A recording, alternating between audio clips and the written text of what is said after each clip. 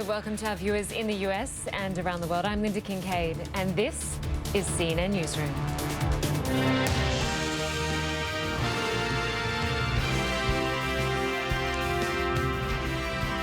U.S. President Barack Obama is putting terrorism front and center in a TV address set for prime time on Sunday evening.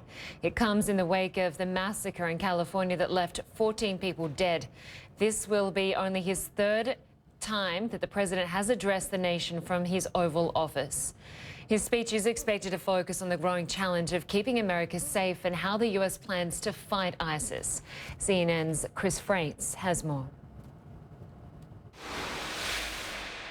In his speech, the president will talk about what the government is doing to keep Americans safe. The Oval Office address will also touch on the investigation into the ISIS-inspired attacks in California that killed 14 people.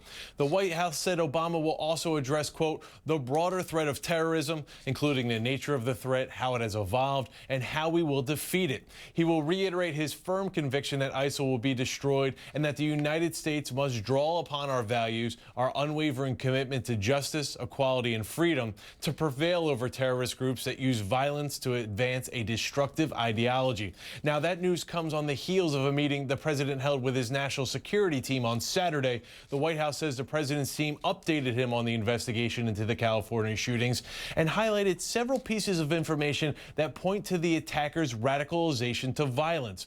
We already know about one piece of evidence suggesting radicalization. That's a Facebook post from the female shooter pledging allegiance to the leader of ISIS.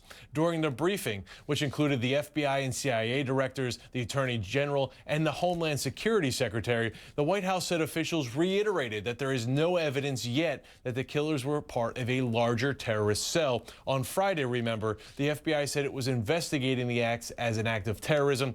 And guys, people will be watching what the president has to say about that and the investigation more generally, as well as listening to hear how the president plans to deal with the larger issue of defeating ISIS. And President Obama will deliver his address at 8 p.m. Eastern Time. That's 1 a.m. GMT. Of course, you can watch it here live on CNN. Meanwhile, as Chris stated, investigators are finding out more about the couple who carried out the rampage in California. CNN's Stephanie Elam has more from the area of the shootings, where there is word now of a possible third person connected to the incident. CNN has learned that law enforcement officials served a search warrant on the home of the person who previously purchased the 2 rifles that were used in the San Bernardino attacks by the shooters. We do not know what law enforcement may have taken away or if they found what they were looking for, but just yet another clue that law enforcement seems to be making sure that they know every piece of the puzzle as best they can on who played a part in the attacks that happened here.